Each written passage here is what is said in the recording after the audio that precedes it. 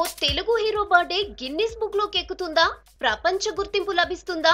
అందరూ గర్వపడే విధంగా, చరిత్రలో నిలిచిపోయే విధంగా నిర్వహించనున్నారా అంటే అవునని అంటున్నారు రామ్ చరణ్ ఫ్యాన్స్.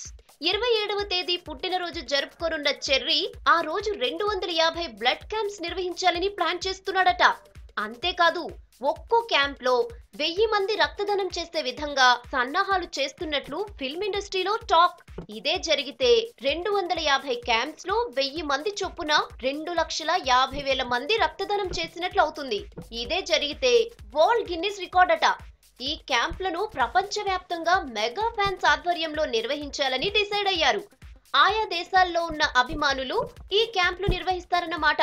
దీనిపై ఇప్పటికే వరుణ్ తేజ్, సాయి ధరమ్ తేజ్ క్యాంపెయిన్ కూడా మొదలు పెట్టేశారట.